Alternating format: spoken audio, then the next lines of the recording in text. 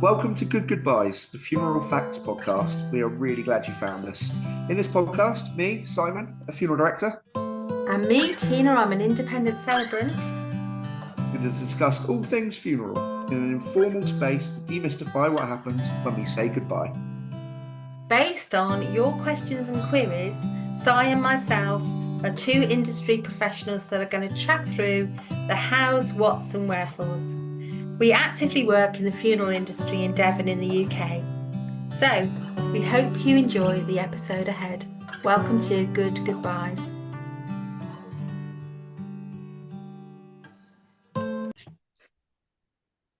Hello, welcome to Good Goodbyes. This is Tina.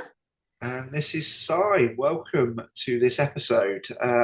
Today, we are going to talk about the advent of social media in funerals and what that looks like, from sharing to actually learning about funerals themselves, as well as the kind of some of the misinformation that's out there as well, actually, because that has been a bit of a problem recently with some video links, but we'll come to that in a little while. I think this episode came to light because of how do we say, my recent TikTok fame. Yes, he's gone viral, listeners. He's gone viral. I did a TikTok of a coffin being charged into the cremator to try and dispel some myths, try and show people what happens, so that they know the coffin goes in, they know the handles go in, all those sorts of things that people always question. And somehow it got, as we're sat here, 1.4 million views.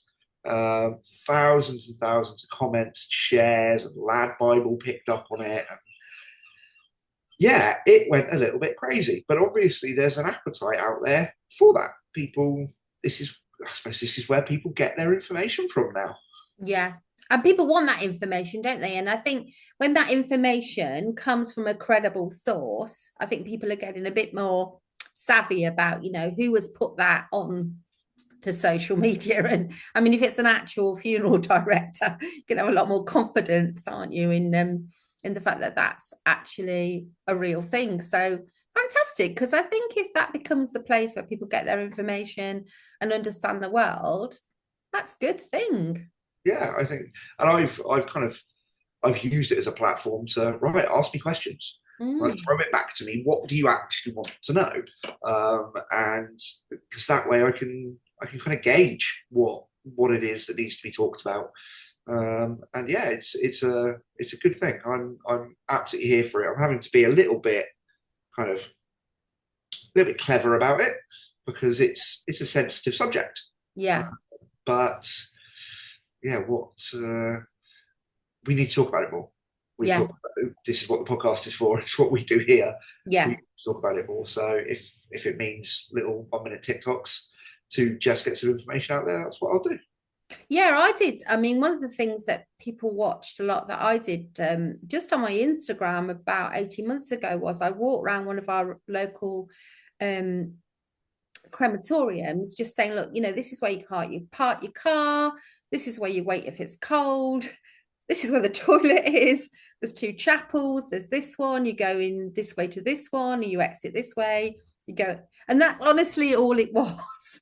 And that had an awful lot of views because you just think, yeah, maybe people just really would like to know. And there's that nervousness in that world of the unknown. And we do this stuff all the time, don't we, Si? So we get more familiar with it. Absolutely. I think it does. It becomes like water off a duck's back to us. We don't think anything of it. But for some people, they may never have ever been to a crematorium before. So yeah, I think it's a brilliant thing. Yeah, and I certainly do get asked questions like where do you park and things like that. So people do need to know these things, don't they? Yeah. Or what happens to the coffin afterwards and stuff like that. Yeah. Oh, you'd be amazed at some of the comments of people thinking, "Oh, well, I just assumed it just went straight into the fire from where it was." It's a health and safety nightmare. It's 20 yards away. Well, that's the problem with movies, films, and TV, isn't it? Because it's almost like it leaves the platform that you see it on, and then it goes straight into some massive fire because people see that kind of thing on the telly. So it is good to be able to be clearer. Yep. So what are the, sorry, you were going to say? Yeah, I'm pretty sure I was going to say exactly what you were going to say. So obviously, beyond that, people using it the other way rather than that where they find their information, that's where they're putting the information out there. So more and more, I'm seeing people using Facebook platforms like that to announce when funerals are going to be, to let people know that information, because in this kind of modern world, putting it in the local newspaper is a bit of a long shot compared to putting it in front of a couple of hundred friends that you might have on Facebook that you know are people that are relevant to the subject. Yeah, Um, yeah, yeah. And and seeing the way that people are using social media for all sorts of things associated with funerals, it's a growing place where information and news is shared, isn't it? yeah, we use a platform called Much Loved, which is it kind of acts as a funeral notice. It also acts as a tribute page, donation page. But I'd say 99 out of 100 families bite my hand off at that and say, yeah, absolutely, create that, and we will share that, because you put that one link out to everybody, and it's up to them to go and get the information, rather than sending out 100 text messages to all the people you think are relevant. You can kind of share that one spot, and it goes to everyone. Yeah. And so many ways that people are using the new technologies. I mean, Eventbrite, I mean, recently said that hardly anyone has paper tickets. Yep. Nowadays, they just wouldn't. They'll have them electronically or via a code, or they might print them off if they're a gift for somebody. But that's become such a thing of the past. Yeah, and I was thinking about just the way that people access their music. That's mainly online, isn't it? Yeah, we've had to make changes, obviously, with regards to people wanting specific pieces of music for services Yeah, out of the crematorium. I mean, the crematorium music systems are amazing, but out of that, we're going into church and people are saying, "Oh, well, have you got a CD?" No, that CD probably doesn't exist. So we've had to buy kind of Bluetooth streaming systems that we can plug into church systems. I've bought a PA system recently because there are 3 churches local to me that don't even have a CD player yeah. at that level. So what are we going to do? So, but with that, we set the PA system up, go on the iPad on Spotify, and there you go, job And done. there you go. Yeah, You've got an yeah. instant library of millions of pieces of music. And people get their inspiration because, it would have been really unusual years ago to have anyone filming at a funeral. That would have felt a little bit odd. Yeah, But, famous people as well. I mean, I know when the Pogues lead singer, um, Shane McGowan died, he had a band at his funeral that looked incredible. And that was on the internet, yeah, absolutely. um, and And had that's lots of been viewed followers. millions and millions of times, Yeah. which is fantastic, because again, it's breaking down that barrier of people seeing it and knowing what you could do, because they would Mm. have seen that and go, well, I never in a million years thought I could have a band. Yeah. Yeah. But I mean, but down to the basic local level of people using their phones on a tripod to film an entire funeral, Mm. because they want it shared. They want someone, there's a sister or a brother somewhere that can't be there. Well, the direct way of getting it to them is to ring them, video call them, do what we're Yeah. doing now, Zoom. Yeah. Right? Yeah. So, Get them involved in that way.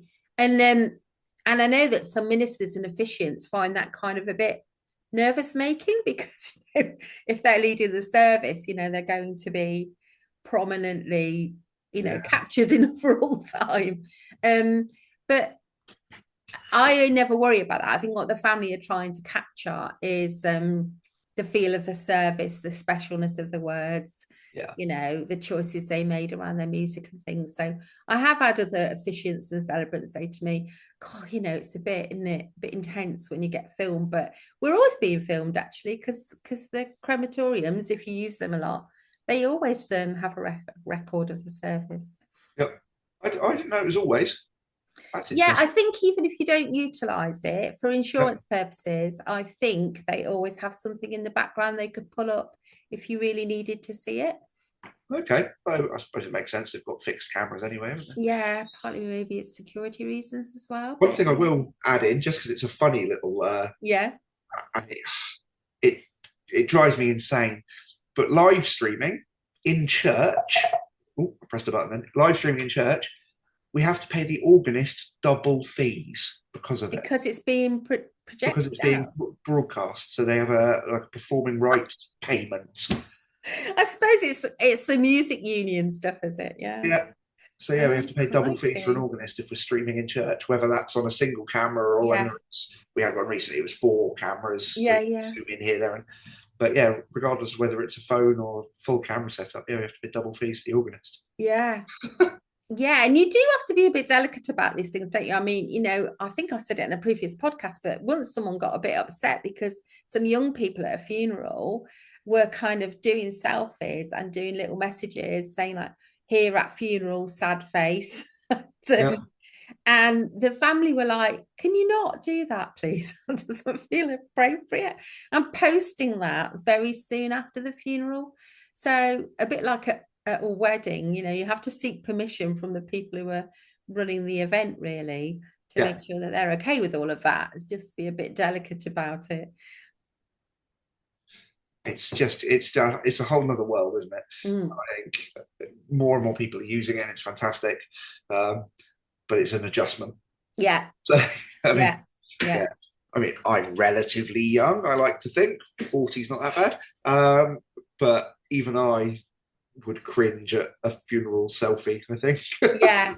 And also another thing that came up recently was chat GBT. Yeah. Somebody was saying that a family member had kind of used chat GBT to pull his words together for his tribute, but she had to delicately feed back to him that it sounded a little bit odd. Just the way the sentences ran and the way the language was used, because the way we talk and express ourselves like that is not how you would write an assignment. No. So it is a fantastic thing, AI, isn't it? But as it develops, I host a quiz at a local pub once a month, and there was a month that I couldn't do it immediately after Mum passed away. So I really quickly asked ChatGPT, can you write me a quiz on British news in 2024? 70 questions, which it did. And I thought, great, fantastic. Sent it to the landlord, said, there you go, I've done you a quiz, but I can't take it. yeah. Oh, my word, was it wrong? What, the questions were wrong? Questions were wrong, the answers were wrong. It just it isn't quite there. It was silly little things like which team played in the FA Cup final? Well, there was two. It had and then it gave you one answer. And of course, the landlord, not knowing any different, just read it out as fact. And sure enough, that did not go down very well. Caused a little bit of havoc, I bet. Absolutely. While I'm on the podcast, and this will tie in for some people, it won't for others. But what I'm going to do is we've talked about selfies, we've talked about TikTok. So right now, I am recording over my shoulder. Yes, I'm recording Zoom up here with Tina, and I'm going to stick this on my TikTok just as a bit of a. This is what we do. This is how we do Good Goobyes. It is. So yeah. It's a little bit of an interruption to the episode, but actually, those of you on TikTok that listen to the podcast, this will make an awful lot of sense to. Some of the rest of you, it really won't, and I'm really sorry about that. But yeah, we meet on Zoom, we record a couple of episodes at a time because we are quite busy people. So having an hour every week is really, really unlikely. Having 2 hours a month, far more likely. So we sit, we record. We talk about different subjects that come up over the course of the time, people text in questions, things like that. And then Tina very cleverly turns it into a podcast, and out it goes. So that was a little TikTok video. Those in the Zoom, those in the listening to the podcast that haven't got TikTok, go and look at it. It will make sense. And those the other way, go and listen to the podcast. Good Goobyes. We'll see you all wherever you are. Absolutely. Absolutely. We are all platforms these days. Yeah, we've got to move with the times, guys. Moving with the times here on Good Goodbyes. So Absolutely. thank you, Si, for that. We are always open to questions wherever they might appear in our social media. So thank you for listening to Good Goodbyes. I've been Tina.